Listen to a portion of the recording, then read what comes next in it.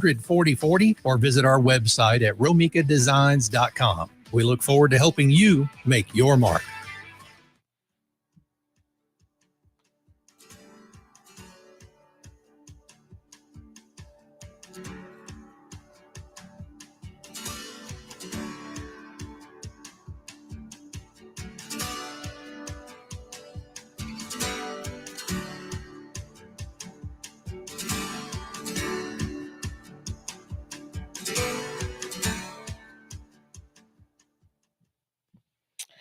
Hello, hello, hello. I am Sonia B. And I'm Iguaran.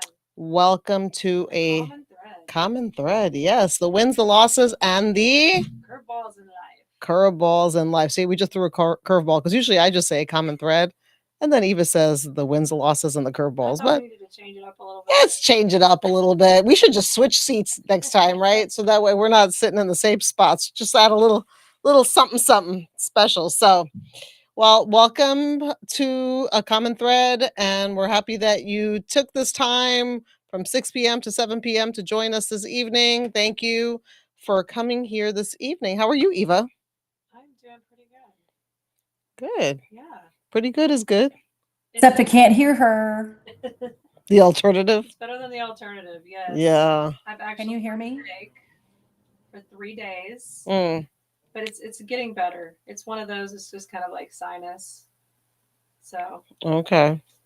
Yeah. Okay. Can you hear me, guys? Well, I'll just chime in and say my week has been pretty good. Not much to report. Nothing too exciting.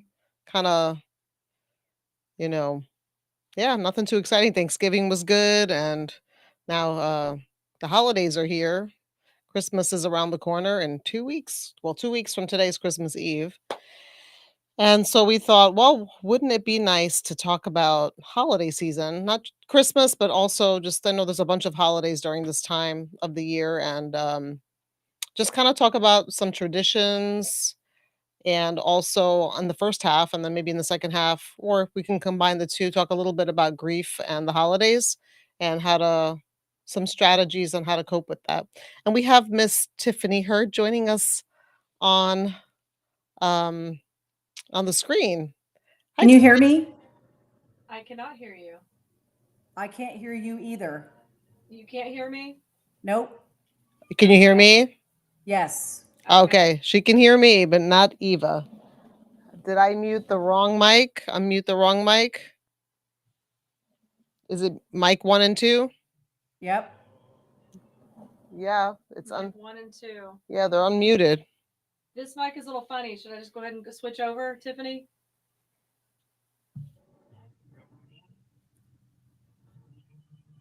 Okay. So I can't hear you. How can we hear you, Tiffany? What can we do? Hang on. If you want, I can switch over to that other chair. Yeah, do that. Okay, let's do this other one.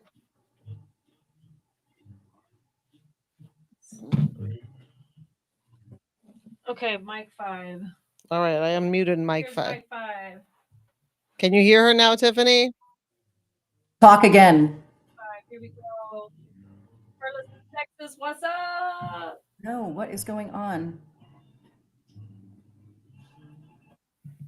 Well, while we're figuring that out, sometimes you know how it is when you're on radio or on TV. There's technical things that happen that you got to take care of.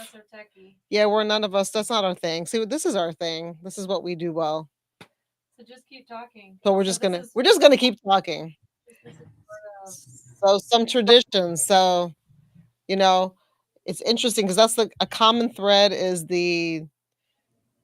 traditions in people's homes. Although we all live in the USA, we come from different backgrounds, and so we did different things. Like, for instance, I'm Italian, and I know a lot of Latinos do this as well. Christmas Eve is usually the bigger day or the bigger celebration. Like in our home on Christmas Eve. Christmas Day, I mean, we did stuff on Christmas Day, but it wasn't like the main deal. So for us, growing up Italian now, I don't eat a lot of this food now, but I don't eat any of a lot, most of it. We do the night of the seven fishes, which I'll eat some of those fishes, but I don't eat shelled fish anymore. So I don't eat that. But we do seven fishes, and that's a traditional thing that we do. And then there's always a pasta, of course. Sometimes my mom would make a baked ziti, and then Sonia makes a great baked ziti, oh by the way. yeah, thank you. Not to toot my own horn, but toot toot.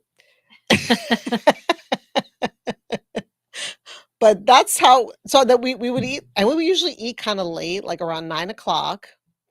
And mealtime would usually be over around maybe 11-ish. Then I grew up Catholic. I'm not Catholic now, but I did grow up Catholic. And then we would go Hello. to the midnight mass at midnight.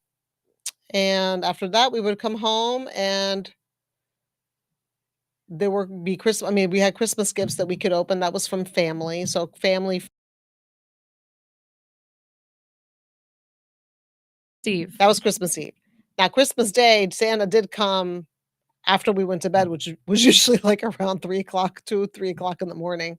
Because by the time we got back from mass was about like a little after 1. And then we opened gifts from like probably, for 30 minutes or so. And then probably around 2:30, we'd go to bed.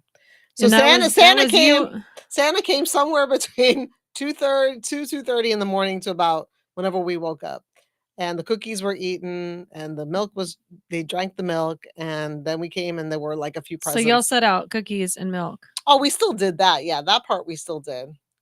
And then on Christmas Day, my mom would make a meal. She usually make like maybe she'd make a turkey sometimes, or like a roasted a chicken, and then made, different sides and things like that. And there was always pasta, of course, because we're Italian. So we love our pasta. And my mom and a lot of the women in my family make a mean sauce. So of course you have to have pasta, especially on days like that. And that's how how we did our Christmas Eve and Christmas Day. It was very nostalgic. It was, always lots of family and aunties and uncles and being from cousins. New York, I can imagine most Christmases were white. Not really. No? No. We had a few in the years that I can remember that I was there. We had a few. I think the most recent one was probably 2000, early 2000 sometime. There was like a big, sometime between 2002 and 2000, maybe 7, somewhere around there. There was like it snowed on either Christmas Eve or Christmas Day. So not every Christmas in New York is a white Christmas. Mm-mm. But actually, my first year here in Texas, Christmas Eve was a white Christmas. Oh wow. It snowed, and I remember because we were new here. We didn't have anyone here, so it was just myself, my husband, and the 2 kids.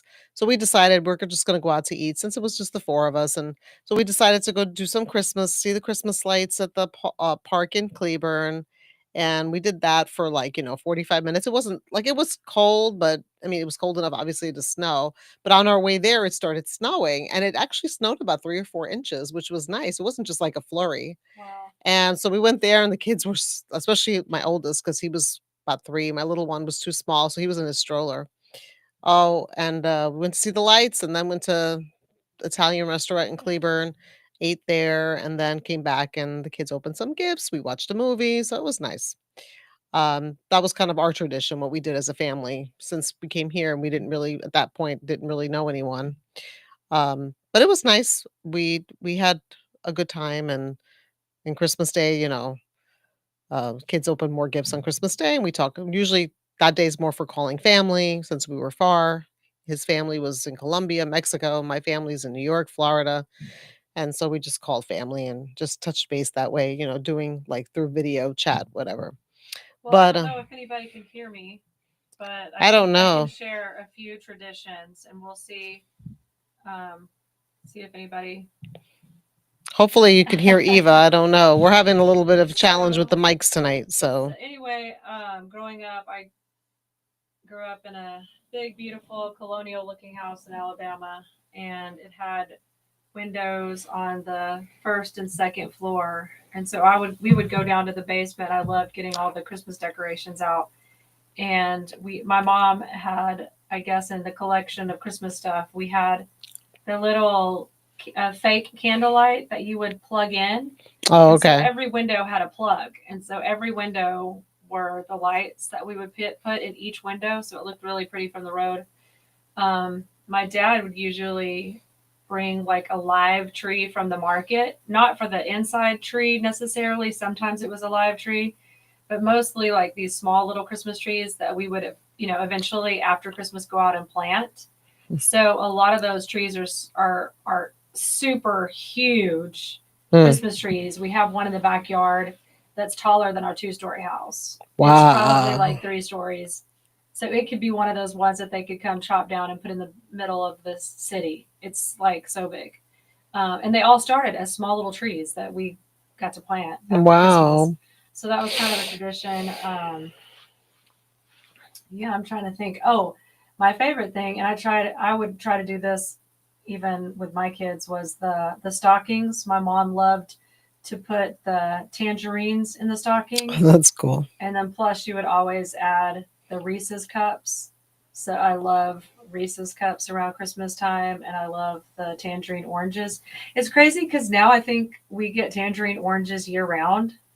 But back then, to get tangerine oranges in our stocking was like a real treat. Right, right. And then she would put like walnuts or pecans, Nice. just nuts that we would have to crack. So yeah, there was always shells and tangerine peels all around. So Oh, I remember that. that's And neat. definitely, I have 3 brothers, and my dad would always get some kind of Wilson, whether it was a basketball or a football or both, for my brothers, That's nice. trying to keep them all, into the sports and stuff. That's So, cool.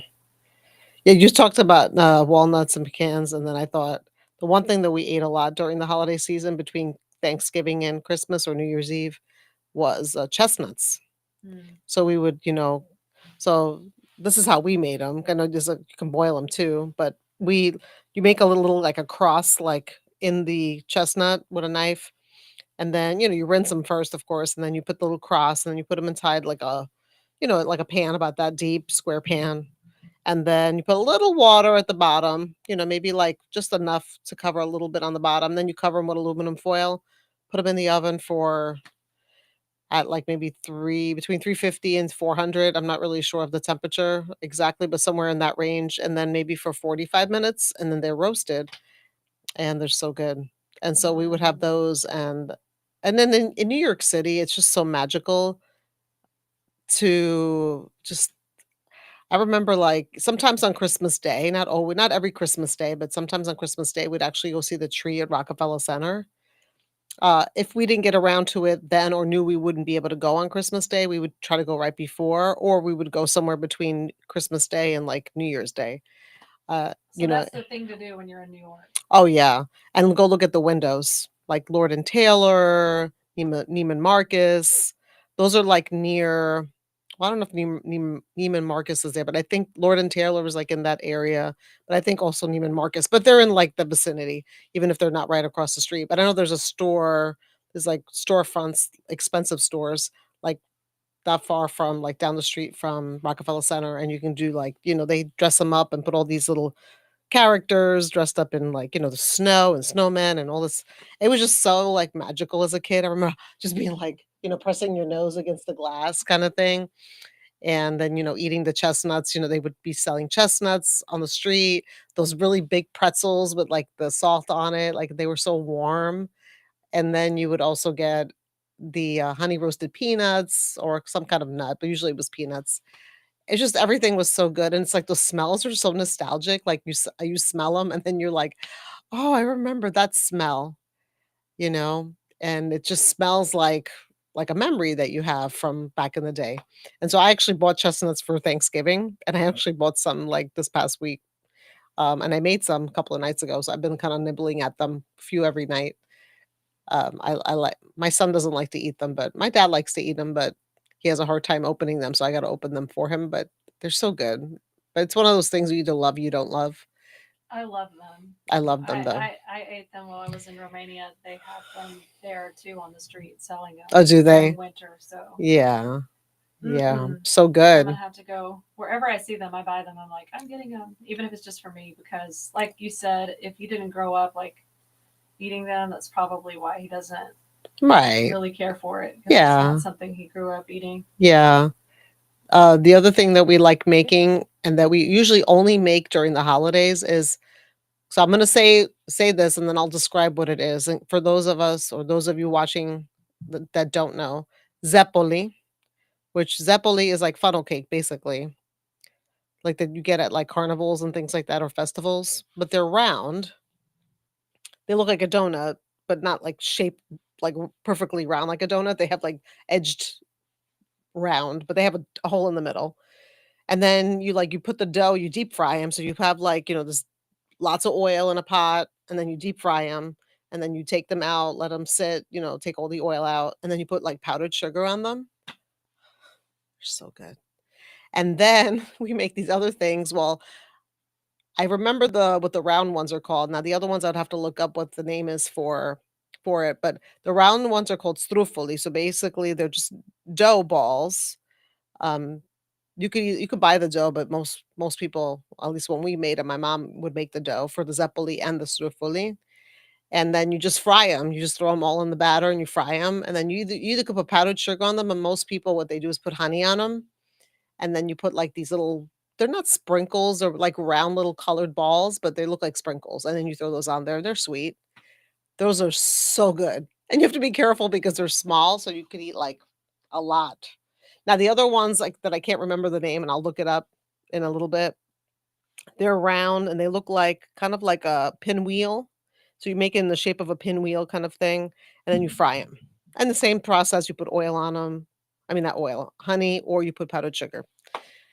I'm gonna make them this year. Okay. I haven't made them in years, but I'm not making the ones that look like a pinwheel because those are a little bit more complicated to make. The dough is like you have to kind of work the dough a little bit more. So I don't want to be in the kitchen for hours. So I said I'll make the zeppoli and I'll make the struffoli.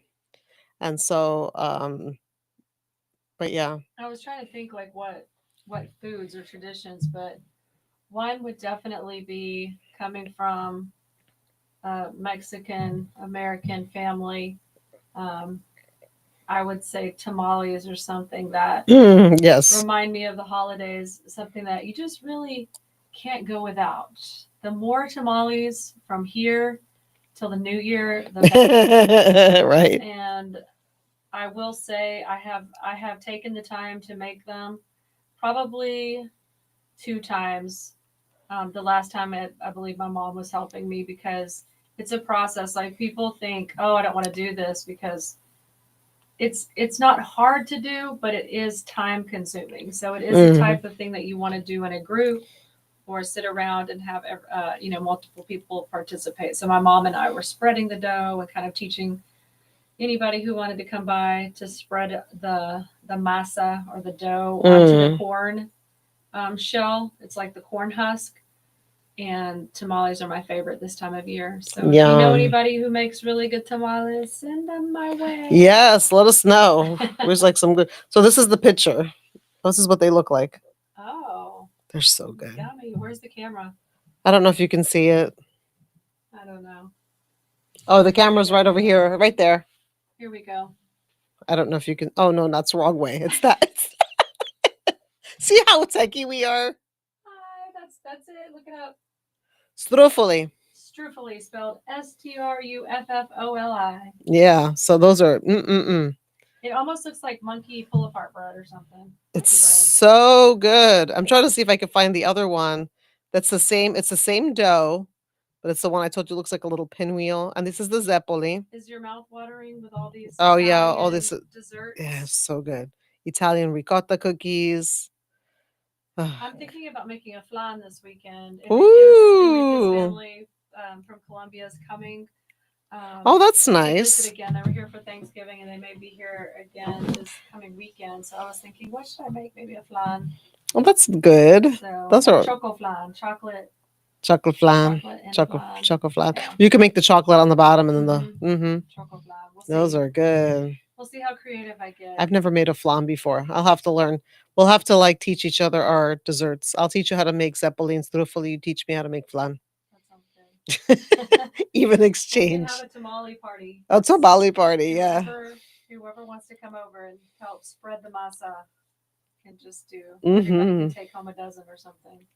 That sounds good to me. Oh, that's the other tradition I love with the kids. Were younger. I mean, Audrey's still quite young, but to get together and do the cookie exchange, like the holiday Christmas nice. cookie exchange. Mm-hmm. So, if Right. anybody wants to invite me over for that, I'll bring some cookies. Yes. Because it's so good to be able to have a variety. So, but yeah, it's this time of year where all of us who are trying to stay in our same size clothes or No. we'll start. Yeah, we always say that January. we'll start January 2nd because I'm not starting January 1st. Because there's still leftovers and then January. My birthday's on the 31st. So it's really hard. You doing anything for your birthday? I have no idea.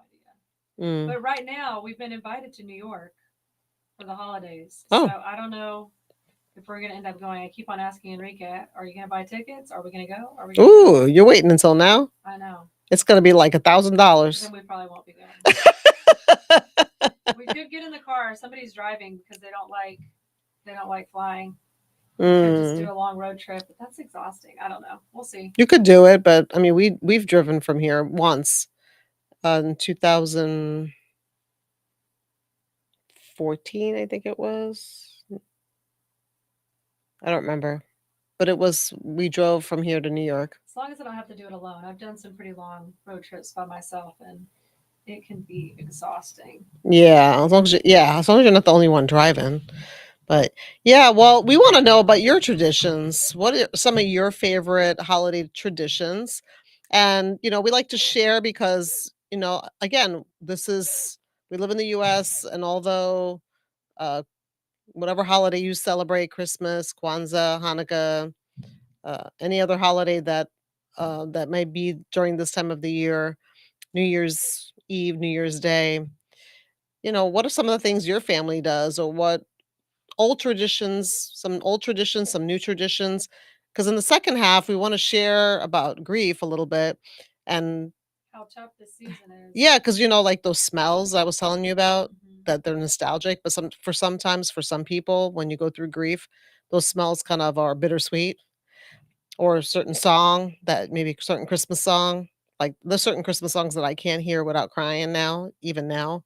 Or certain things that I'll bake or I'll do that like I had like a moment like that over this past week, kind of like, like we went to the Christmas parade where I live, and I remember doing that with the kids when they were younger. And now, well, my oldest now, he would have came, but he had some schoolwork to do. That's what he said, wink wink. I don't know how.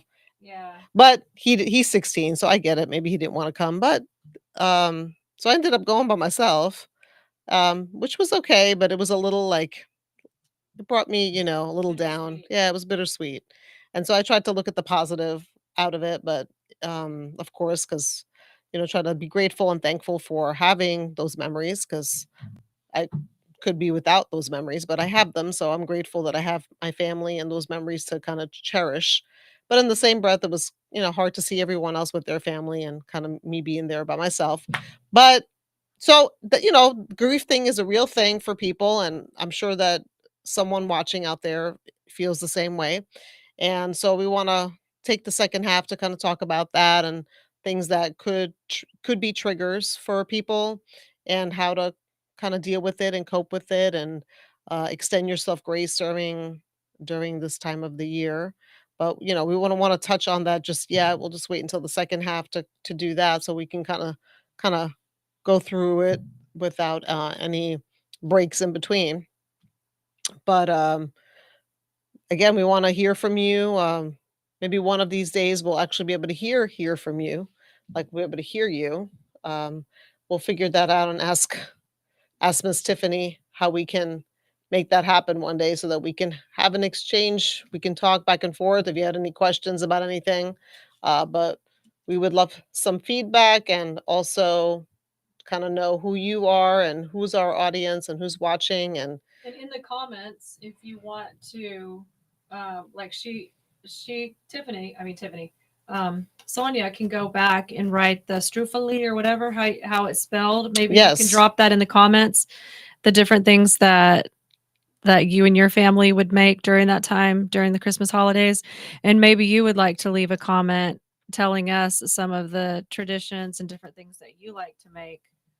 That would be pretty awesome because we can go back and look at that. And sometimes you can even drop a link, right, on how we can make it.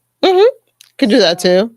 I mean, there's recipes online, and once I give you the name, then I can look up a link and it'll tell you how you can make it. Or if you don't want to make it, I'm sure there's places where you can purchase it. And like I So said, whoever is my tamale makers out there, if you want to drop your link, we'll we'll find a meetup place in Burleson. I might go as far as Fort Worth to pick up some really good tamales. Yeah, for sure. Yeah, those are good. But So come back so that we can share some different thoughts and see if we can help each other get through these holidays for those who are missing a loved one, or if you've lost a loved one. We know the season can be extremely painful and triggering. So we would love for you to come back and let's talk some more. okay, we'll see you in the second half. Please come back.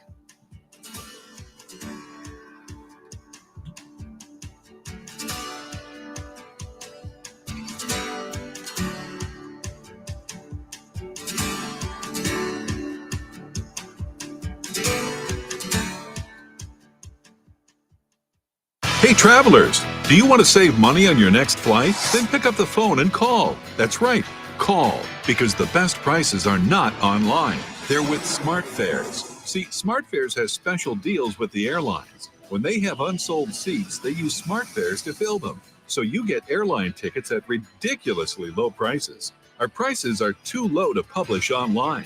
With the extra money you'll save, you can book another trip or treat yourself to dinner or shopping. So stop searching all of those travel sites to find the lowest price on your next flight. Let one of our SmartFares expert travel agents find ridiculously low prices for you. Call SmartFares today and get the best price on your next flight. Guaranteed. Also, save up to 50% off business and first class tickets. 855-325-1820. 855-325-1820. That's 855-325-1820.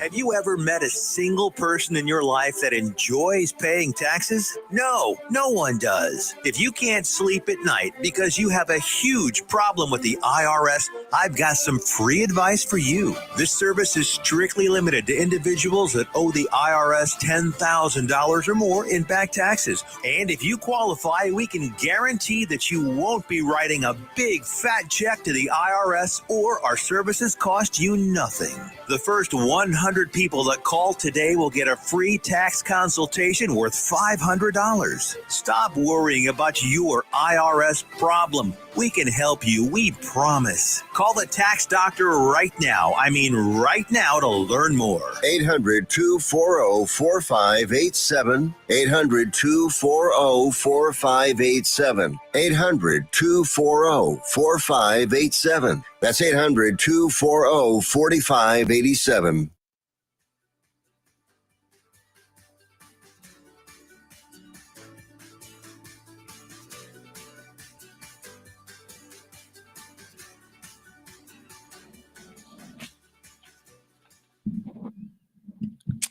Welcome back to A Common Thread. I'm Sonia V. And I'm Iguaran. NTX Radio proudly serves all of North Texas and can be heard all over the world on TuneIn Radio Network and on the NTX Radio app, available on Android and Apple CarPlay, or just ask Alexa to play NTX Radio. Check out our lineup and more at ntxradio.com. We thank our valued sponsors in helping us amplify the voices of North Texas communities and businesses. So, protect your family with the will or trust. Connect with Todd Hurd and Associates Attorneys at Law for all your civil law needs at texasattorneylaw.com. Processing credit cards? Join the Swipe Nation today and save on processing fees at swipenationusa.com. Locally owned and operated and will beat any rates. Got sleeves? Dress your arms and more at thetiffy.com for women's accessories and more. Made in the USA. And it's time to take your business to the next level. Hosting a radio show and a podcast is a powerful way to connect with a wider audience, build brand awareness, and drive sales. Let's discuss your business goals and how a custom show can help you achieve them. Email Tiffany at t.hurd@ntxradio.com to get amplified. All right. Our mic situation okay now? Crossing our fingers. Crossing our fingers, dotting our I's. Sounds good All from where I'm right. at, but All right. Well, hopefully we've resolved that. so we were just sharing our favorite Christmas traditions and growing up. Sonia growing up in New York. I grew up in Alabama, and some of those special traditions and yummy food. Mhm. And so we would like you to post some of your recipes down below so that we can follow and see if we want to add that to our Christmas So traditions or foods. we named a few. So I named strufoli, which is a dessert. I named zeppoli. And then you said tamales. Yes. And then just putting those tangerines and Reese's into and nuts, walnuts, pecans, Mm. so that the kids can sit around and have something nutritious, to crack open on Christmas. Oh, and chestnuts too. You said Oh, chestnuts. and then that candy.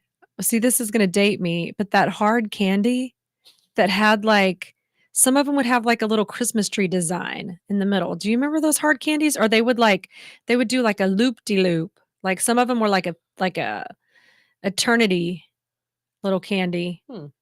Almost like an 8. Yes, I remember them. And then some the hard candies with Yeah. with pinks and swirls and different colors. I remember those. Mhm. Those were good. Yeah.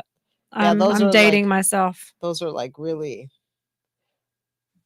old school. Hey, can you guys hear me? Old school in the house. So anyway, on that note, grief on the holidays. Yes. So, like we were saying before the break, all these things, these traditions with holidays, foods, The smells. the music, the gatherings, the presents, the clothing, depending on where you live, like me living in New York, the cold weather, whatever it is, those are all good things. But when you're going through grief, especially when it's something recent, and grief is not only the loss of a loved one, but also, I guess my mic's not close enough. Yeah, just My- you my might have to come down to it. My mouth isn't big enough. Mm-mm. Oh, I'm not loud enough. Okay. So these things are, good memories, but when you're going through grief, it can be a trigger for some people. And I was saying, grief is not only the loss of a loved one, but also loss of independence, loss of a job, a divorce, whatever that looks like. Any kind of change, some change like that could result in moving away far from family, could be a trigger as well. So, how do we cope? I mean, what are some things that, all these things that bring back memories can be difficult. But, some common experiences are waves of sadness that come unexpectedly, guilt or for feeling moments of happiness or for not doing enough, loneliness when around others, stress from gatherings, decision making, or social expectations, anger or irritability when traditions feel painful or hollow, anxiety about how to get through certain dates or family moments. So these are some of the experiences that are normal. I know that when you're going through it, you don't always feel normal, because I know that I didn't feel like myself. I'm like, this is not normal. This is not how I usually feel. And then the feeling of loneliness when you're around people, I did not like that feeling. You feel empty inside. Like you have a crowd of people around you, but just you don't feel filled by those people. And I'm extroverted, so for me, I did not like that feeling of feeling lonely even when the room was crowded. So, some ways to cope is give yourself permission. Allow yourself to feel what you feel, joy, sadness, numbness, confusion. There's no right way to grieve during the holidays. There really isn't. You kind of find ways. I think for me, what helped me a lot, or still helps me a lot, is when I started noticing certain questions that were asked of me often regarding my grief, I started thinking of answers ahead of time. So that way when the question came, I knew how to answer the question. Like for instance, the one question that when I meet somebody new is like, how many children do you have? That is always a hard question. So depending on the relationship, tailor it, you know. If it's somebody that I'm not really gonna communicate with too much, I'll just say, I have two. And if they're like someone online or I'm at the store or something, other times I'll answer and I'll say, well, I have two children. One is 16, the other one passed away. Um, and and then if they're usually most people are interested or say I'm sorry at that point and then say, what happened. And so, but I try to think of answers because I'm like in that moment when it's happening, sometimes you're flustered. So some healthy boundaries to have during the holidays is leave events early if you need to. Say no to tradition. So, like I said, so those were some of the old traditions that I mentioned earlier, right? That like, my family and I, the kids, we would go out to eat. Like if we were here in Texas, we would go out to eat or go maybe to go someone's house. So now we do things a little bit differently. We still might go to someone's house, but my way of remembering those times are like usually baking things that were something that my husband liked to make or he liked to bake with the kids. So I would bake something in regards to that. Or sometimes sometimes if I'm home, I usually don't do this when I go to someone's house. But if I'm at home, I'll put like a picture of each of them, like a small picture on the table to kind of include that, to kind of remember them, during that time of the year. Some people set a setting for them. I did that once and I didn't like the feeling of that. So, but I like the picture better because at least that way, oh, well, look at that picture, especially if it's a funny one. Mhm. And we can, And then you have something to talk about when was and that picture remember. taken? Yeah, like I Mhm. remember there's a picture of my husband with a chef's, like he had a chef hat and a chef little apron and stuff, and people, and it's a really funny story behind that picture. So I like to put that one out because it kind of, oh, why does he have that on? He looks so serious in it. So then it's like a funny story to share. Um, make the holidays simpler this year. So if you don't want to decorate, don't decorate.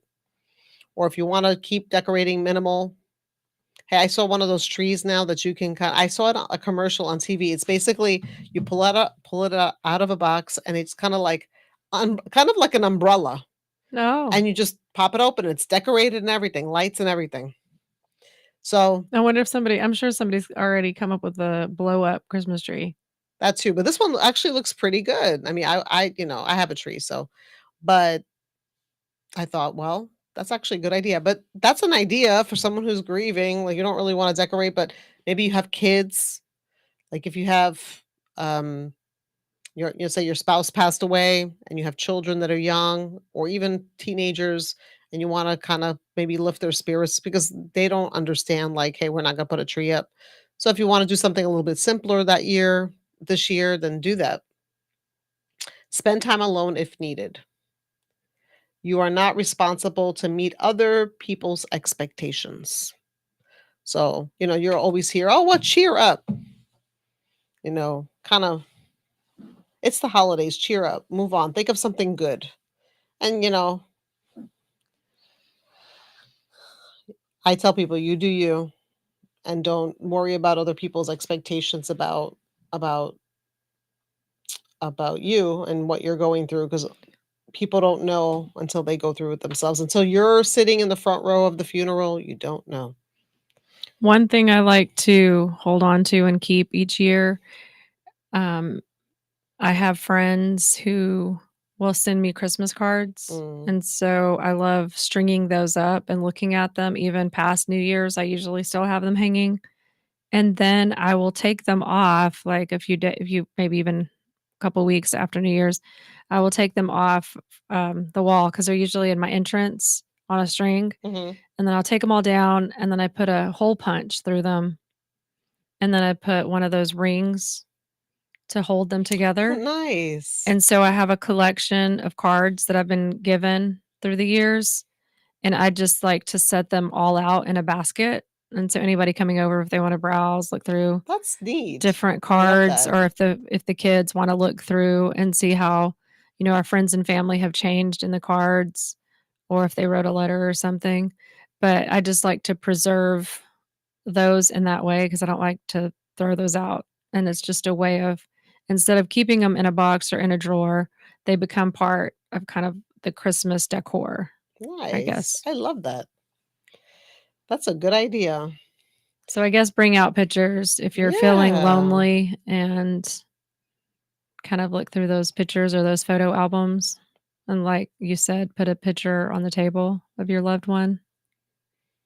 Or some of the ideas here is lighting a candle in honor of your loved one, preparing their favorite food, which I do a lot, sharing memories as a family, which I like to do. What I like to do is usually I'll buy one of those really good chocolates, those chocolates that only come out during Christmas time, and I'll put them in a little like I have this little gold box, and it's really pretty and glittery. And so we'll go around the room and take a chocolate, and then you take a chocolate, you got to share a memory, and then Mm. we'll share a memory about if you want to share it. Usually it's about your loved one, so that way you can, hey, I remember this, or it could just be a general memory that's maybe nostalgic to you about just in general, but I preferably, in this case, it would be about that family member. So just pause, quick pause for the chocolate, the box of chocolate. What is your favorite? Oh, What is your favorite in the box of chocolates? I Like if forgot the name. There's these. Okay, so there's for those of you that know out there, and maybe if you know, they're okay. So there's these ones that like you can get like at Walmart or HEB or any of these supermarkets. They're square and they're like peppermint, but they're like white chocolate and they have like pink in them. okay. I don't know the name of them. If you know the name, please tell me. They're so good. Are I those the ones with the cherries inside or no? mm-mm. They're not White. cherry. Or is it like a They're thick they're white? very thin. They're Okay, square. They're thin. square. They're usually about this big, square and thin, Okay. So and is it almost like one of those mints from Olive Garden? kind of like that. So it's like half white chocolate. Like it's very Mhm. thin. So the top part is like the white chocolate, Okay. and then the bottom part is like the milk chocolate. Okay. Put that in the comments So if because you we will be know, reading if you know. if you know, and then there's the other ones that are round and they're wrapped in like this like foil. Are those the Ferrero Rocher or Those ones. whatever? Oh, I love those. Yeah, I'll take those any day. Woo, those Especially if, those are good. yeah, just give me any of those. Ooh, I love those. Talking So, about chocolate, yeah, Audrey was given a box of chocolate tonight from her violin teacher, and aw. they only had 2 in there that had the dark chocolate, so I asked her if she would share, and mine was the one with orange, like an orange kind of flavor. Oh, okay. I like that. It was good. Dark chocolate and Nice. orange. And a couple of other things you can do to remember your loved one is doing an act of kindness in their name and or visiting a special place. So, those are some of the things that you can do. Oh, so see, they do have that here. And see, I didn't even I did it. I just did it. I didn't know that this was a thing, but keep their memory close. So find small meaningful ways to honor your loved one, a photo on the table, a memory ornament, or a written letter expressing your feelings. So those I actually been doing I did a support group last week and that was a thing that we did. We did a memory ornament with the group. So that was good and they liked that. Um I think also, like you said, you did this, like you went to do this group, which is kind of a service type of activity. mhm. I think that is a good way, a good distraction is to do something maybe that's outside of the norm that you would typically do. If you need some kind of, I would say, distraction from like the traditions. One ministry that I've really liked through the years, and it might be a little triggering for some depending on, but it's called Beautiful Feet. I don't know if you ever participated, but it's in Fort Worth and it's over there close to, I would say, Lancaster, but there's a big church and a ministry called Beautiful Feet. And they usually ask the participants to bring a truck and a flatbed if they have one. Okay. And everybody comes and they get on the flatbed and they go around the community giving away toys and bikes and clothes. And then they all come back for music and song and prayer and sometimes hot chocolate. Nice. But that through the years has been a ministry that we've liked to support. We haven't done it though in some time. So Yeah, another ministry that I liked that was something that we did as a family. We used to go to Cook Children's Medical Center and we would bring soup, salad. You came with us a couple of times, right? I feel like I remember at least one time. Yeah, soup, salad, dessert, and we would go once a month. Initially, when we did it with my husband, we did it like earlier in the day, like for like lunch, about 12. But then after that, I decided that I think it would be easier for most people to do it later. So we would like leave around 2 o'clock, 3 maybe, the house, and then that way we get there enough time to like set up for dinner. So we'd get there about 4, and then that way by 4:30, 5 o'clock, it'd be ready, and we'd hang out. Sometimes we'd hang out there, sometimes we'd hang out for a little bit and then leave and come back and, take things down, but most times we would stay, for the duration, a couple hours. But we had to stop after COVID but that's something that I'd like to restart, maybe not on that level. I don't know if they're allowing, like, people to bring food from the outside like that, but at least I was thinking about maybe starting a ministry at my church, maybe getting, like, canned goods or canned soup or, like, those not really good soups that are in a carton Mhm. kinda thing, and, like, maybe in a month kind of have a box and then have them just put it in there, and then, like, we can go up there, like, my son and I can go up there, like, after church and, drop it off, and at least that might last the whole month depending on how much soup is there, and so that way and then we'll come back next month, you know? So, yeah, stuff like that I think helps you to kind of redirect your grief and redirect not feeling, the feeling sorry f at least for me, not feeling sorry for myself, um, and being able to give back to the place where, for me going back to the hospital, I know for some that might be a trigger, and it was for a while for me. And initially, like what they'll do is when a family comes up for the first time after the death, they'll usually have like a chaplain, um, one or two chaplains kind of be with you the first 2 or 3 times to kind of see that if you're okay, that you're not gonna like completely fall apart when you go up there. And I think they thought that when I went there after my husband passed, because some months went by before we did it again. But the chaplain like saw like that I had so much support. I forgot who came with me the first time after that. And they were like, I think you're good.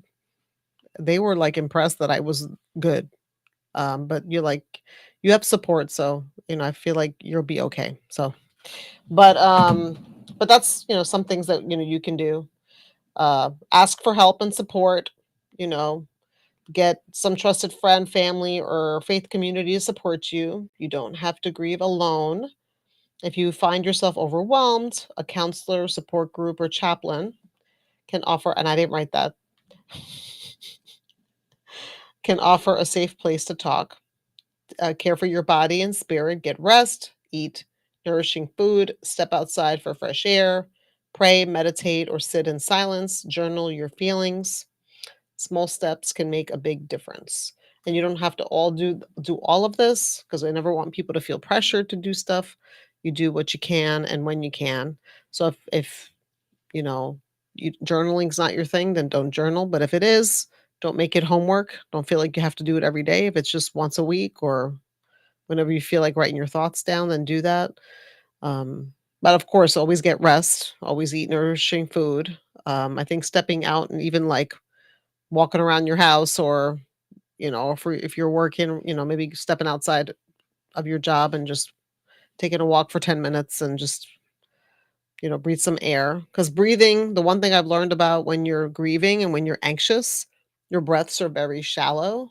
So you don't take deep breaths. So then a lot of the oxygen. So when when you breathe deeply, the oxygen goes to your brain. So it helps you like your thoughts be more clear, more calm. That's why like breathing deeply helps people to calm down. So so but I noticed that about my breath after my grief, that my breaths were more shallow. So I'm more intentional about paying attention to my breath. So just pay attention to your breath. Taking some deep breaths helps. And uh, And have also try to remember those around you who are also grieving, because you could be grieving, but there could be somebody next to you also that's also grieving. yeah, And that might be helpful to come together yeah. during the time. That actually is not a bad idea if that somebody wanted to like we were doing at some point I did a support group that was like more for like social interaction and connection, not so much for people would share their grief during the group, but it was more about, there was food and we did an activity like something artsy and craftsy and then just talked. And if the grief came up, we talked about it. If it didn't, then that was okay too. But just knowing that everybody in there was in the same boat, but just being supportive to each other. And then at the end of the group, people would share their numbers and things like that. So that was nice. Um, so have an escape route. If you're attending gatherings, drive yourself so you can leave early. Let the host know you may have to step out, and have a backup plan if emotions rise. Knowing you have options can reduce anxiety. So I think they're all important, but I think having a backup plan is important. If you go to church or to a concert during this time of year and you already know that your emotions are running high, I suggest bringing some Kleenex And sit in the to back. share and sit in the back. Sit all the Yes. way in the back, the last row. Mhm. So that way, and in the aisle seat. So that way you can just get up and get out as fast as you can. So, um, but those are so, low pressure. If this year feels heavier than others, consider simplifying smaller decorations, fewer commitments, or a quieter holiday. Healing requires gentleness. So I always tell people just And I think lots of grace. I think we need to give each other yes. grace during this period. Maybe we're looking at people like, oh, they're a Scrooge. What's wrong with them? But just giving people grace like you would want to be shown the same grace. It's a high pressure season, and it's a season where so many people are trying to provide the best Christmas for their family, and maybe they don't have it in them this year to do that. So I would just say to look around and find grace on those that are supposed to be, are the ones that bring Christmas every year. Like my mother brings Christmas every year. She's like on it. Or my dad, he's always on it. Just take a look at your parents or those around you, and I'm just saying give grace, because maybe this year is gonna be a different year. Maybe it's gonna be a low key Christmas, and don't kind of try to take that pressure off of them as much as you can and say, "Hey, mom, doesn't have to be all of that this year. We understand." Or, "Hey, I'd like to help you. How Mhm. can I help you?" Just talking, because we know those in our family who are the ones who they're hosting it, and they're the ones that are doing all the shopping, or they're the ones that are doing the shopping, the cooking, the like on and on and on. And it's just so much. So just give grace this year, Yes. especially to those are the ones that are either going through something. Um, and maybe if you know the family or the friend, maybe do some reminders. Yeah. Send out little texts to those friends. Hey, remember so and so in your prayers. This is a hard time. Just to kind of take back some of that pressure. It's a high time for suicide, because Mhm. people can't take it because they feel like they can't provide, or they can't give that experience to their kids like they would like to. Yeah. If you have to eat pizza this year, or chicken wings, or buy a couple of those roasted chickens that are already ready and Make packaged. a memory out of it. And watch Christmas movies if you want to, or not, or watch non-Christmas movies, whatever.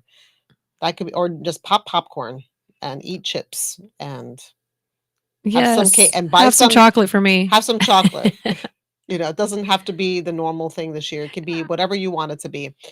But just extend, like Eva said, extend grace, and that is the common thread. We want to, share traditions, but we also want to walk alongside each other during this time. And pray for those friends that we know are going through the first Christmas without a loved one, Yep. because that is hard, and we can't even imagine being in their shoes. And so, yeah, just try to make a list. If I made a list today, it would be extensive. So we want you to just think of others, and we'll be praying for you this season. Yes, and like we always end this podcast, don't give up, hold on to Jesus. Keep looking up. See you next time.